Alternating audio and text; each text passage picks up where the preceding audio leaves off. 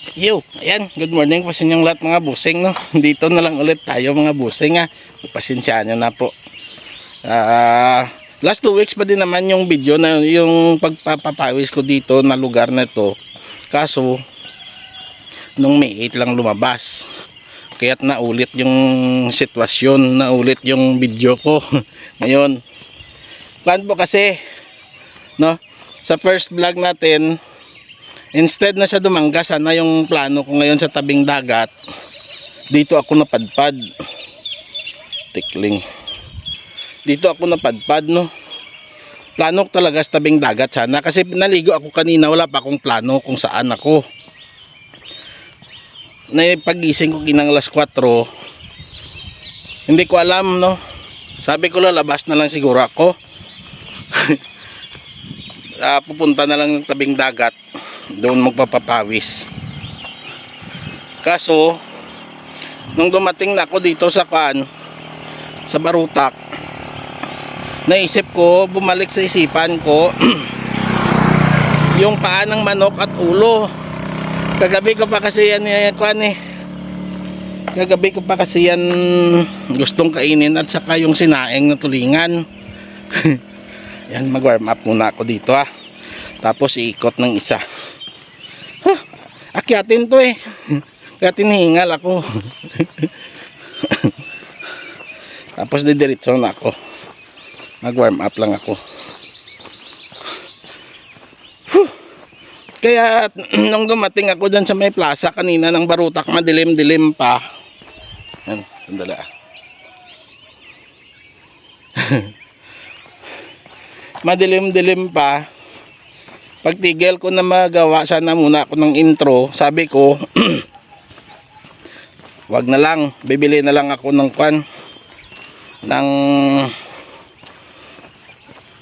ng siki, no, paa ng manok at ulo, no. Tapos dito na lang muna magpapapawis. Kasi hindi na ako makadiretso, kasi yung pira ko nabili ko na ng tulingan pa. Na 1 kilo. 1 kilo na ulo ng manok, 1 kilo na paa ng manok, at saka 1 kilong tulingan. O, di ba? Pang na lang yung natirang pira ko dyan, pang gasolina na lang.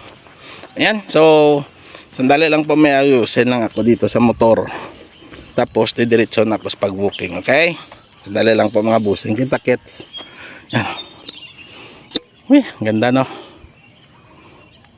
Sandali lang po, pakinggan nyo muna mga ibon.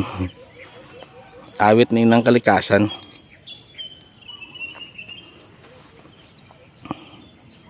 Yan, di ba? Sarap, no? Yan, kita-kits mamaya mga busing, ha. One eternity later. Yan, tara na. Magpapapawis na tayo mga busing. Akyatin po, akyatin po ito.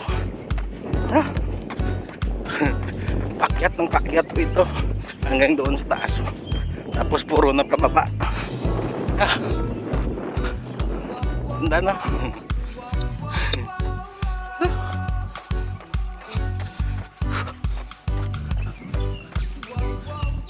Sound trip kayo dyan ng mga ibon.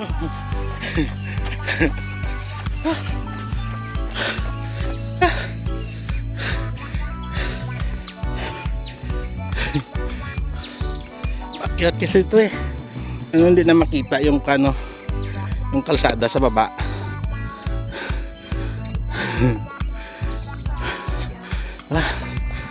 Akyat pa.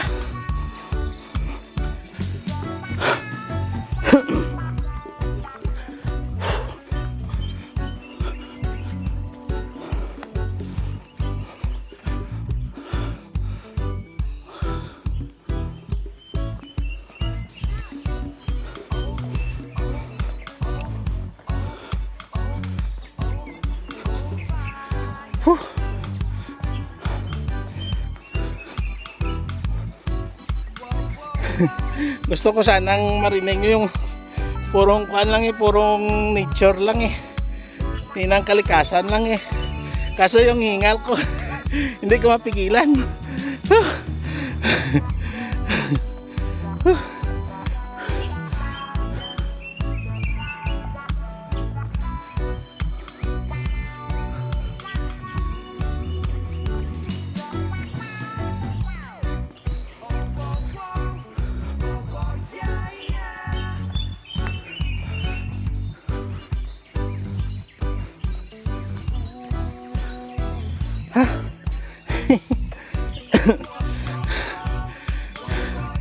Pinipigilan ko yung hingal ko eh.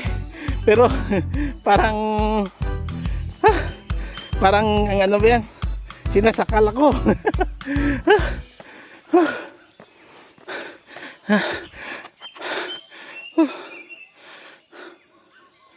Dito na yung mataas na part. At ito na yung peak. Dun sa kawayan na yan na masikip. Maraming tinik. Ma'am Divina Robertson, shout out.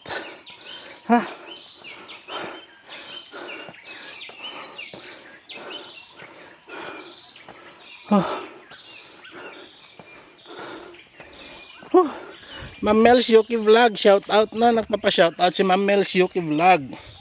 Yan, Ma'am Divina Robertson.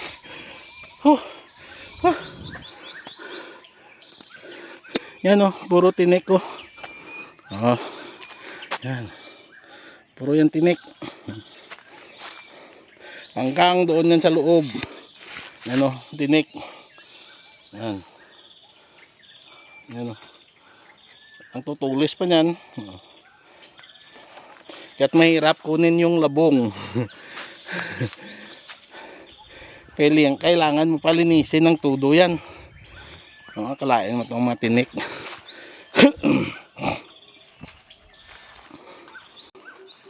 Yan o. Tulis ng tinik o.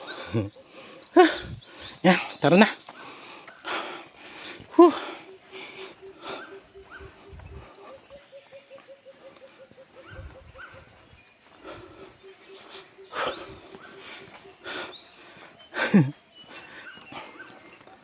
Inubo ako ng ang pagod, sobrang pagod.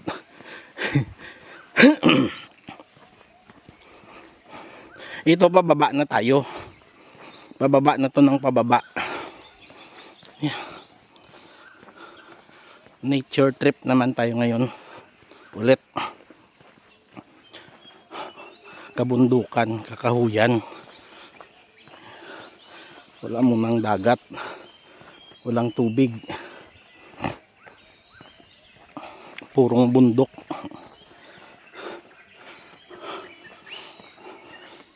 Diba? Ganda no? Pawisan ka kaagad. Kung hindi ko naalala yung kanang manok, sigurado doon ako sa dagat ngayon.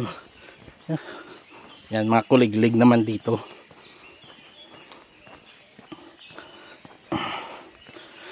Ma'am M's Apple Vlog, shout out. Lailani Sirami Vlog, Music ASMR, sayo din yan eh.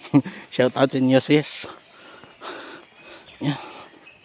Rodolfo Studio, shout out, good morning.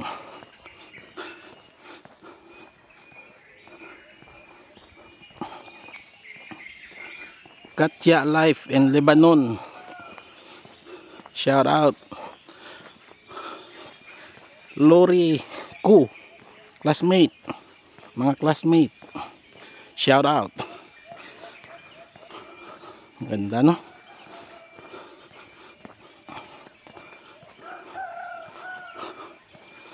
Yan o. Malalaman mo yung mga kawayan na pinagkukunan na ng labong kasi nalinis na sa kwan, sa baba.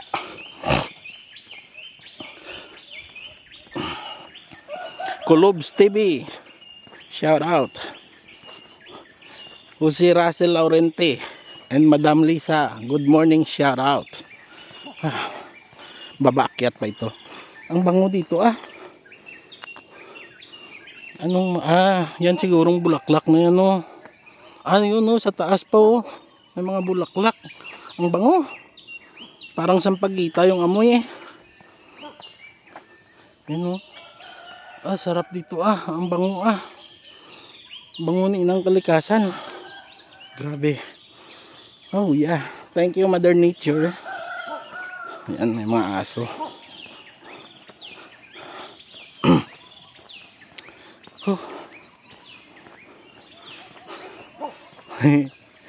Tahol-tahol ka pa dyan.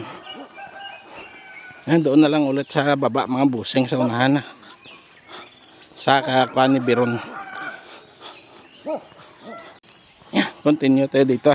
May mga kuhan kasi doon, no? May mga tao, no? Pamamahay. Mahirap na. Stricto kasi ngayon si Lulo, eh. Sa mga ganyan, lalo pa may mga bata. Kaya't dito na lang tayo.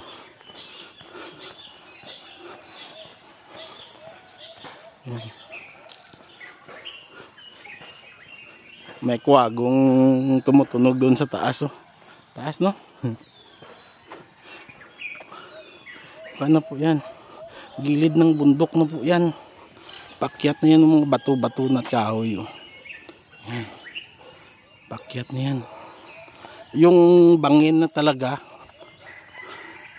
na mahirap na akyatin, bangin, diba? May mga pamamahay ulit ng mga tao. Sandali lang, ha. Ayan, pababa na. Pagod na. Pababa na ng pababa. Doon na po yung kalsada sa baba, oh. Ito yung bahay na kan na nagpa-deliver ng litson. Sa suki, sa binibilhan kong litson doon sa palengke. Dito sa loob, oh.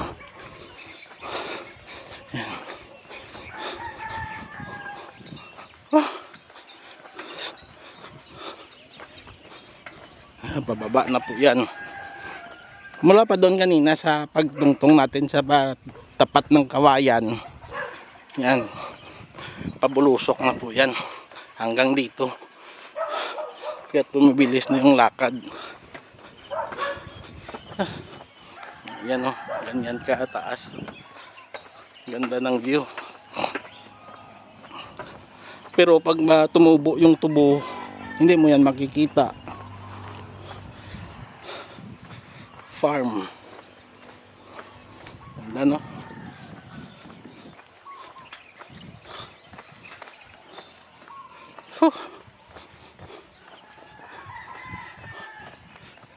Sarap dito, ah. Pag ako magkapira, bibili ako ng luti dito, eh. Malapit na sa bundok, malapit pa sa bayan, di ba? Highway na doon sa unahan. Gusto mo pumuntang Iloilo City. Ay, napakaganda dito. Tapos tuwing umaga, magpapapawis ka dito. Pagising mo, ganito na kagad yung makikita mo. O, di ba? Sa piling ni inang kalikasan. May mga naglakad-lakad na doon, no?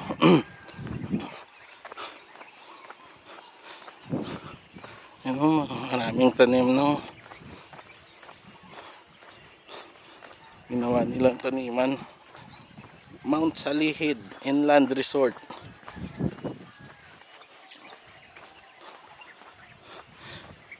Greenhouse. Ano kaya yan? Mga tanim na hindi kasi makita yung nakasulat doon, no? Kung ano.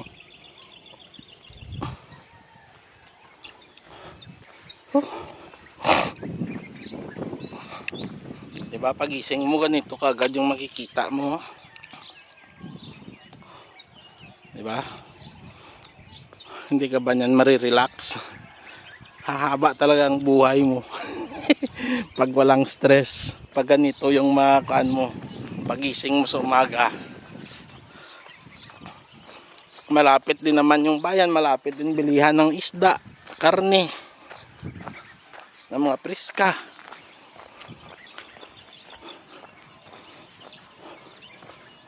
negosyo ka na lang dito.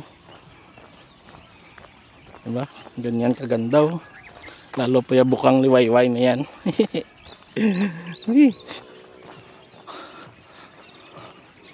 Single na motor lang kailangan mo dito eh. May service ka lang kahit na e-bike. Ay nako.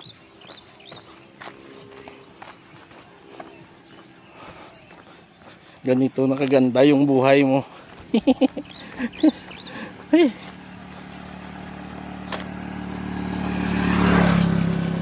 Doon na lang sa unahan mga busing ah. Dito no, napakaganda dito. Upo-upo ka lang dyan oh. Lalim ng kahoy tapos yan background mo. Ay Diyos ko. Sarap ah. Yan oh. Yan bahay mo. Ay, nakaka-relax talaga ah. Balang araw. Kung di sa tabing dagat sa ganitong lugar. Sa ganitong lugar ako makakabili ng magiging tahanan. Di ba? Ay. Mag-alaga ka ng hayop, especially manok. Pag dumami na, binta mo, negosyo na yan. Lalo pa pag native, pato, manok.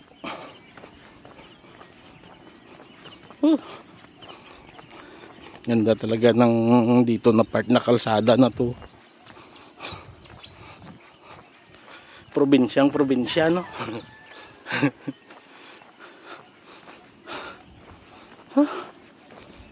Asarap ah.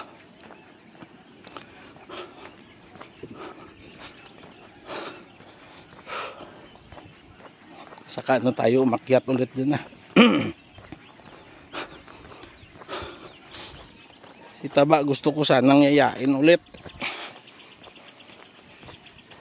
Kaso eh tanghali na bumababa eh. Pero gusto niya din naman sanang kuan na magpapapawis. Sabi niya sa akin kahapon maganda daw sana bumalik doon sa Balaring, doon sa kan sa Barutak Bio, sa RJ Beach Resort. Maganda daw magbalik doon magpapapawis. Sabi ko nga ako matagal na din na hindi nakabalik doon eh. Wala pang panggasolina. Makakabalik din tayo doon. Actually nag-message sa akin si Kwan eh. Nag-usap kami ni ano ba yan? Staff ng RJ. Pinakamusta niya ako. Sabi ko babalik na lang ako dyan. Pag may time babalikan ko dyan. Timing lang yan sa mga susunod. Yan na, nagsiyaring araw, umakyat no. Yan, doon na lang sa unahan mga busing ah. Yan, dadaan tayo dito sa nangahabol na aso. May kan, yan o. Pero ang liit. Mga anak yan ng pan. Mga anak yan ng aso natin doon sa taas.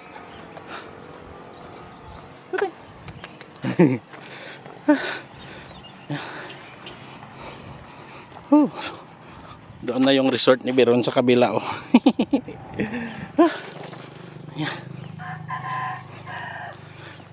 Oh, di ba? Diyan lang din siya tumigil. Dito kasi maganda magpapapawis eh. Yan. Maraming tao na doon mga busing ah.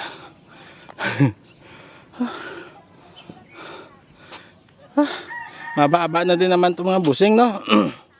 At naka-video na din naman tayo dyan.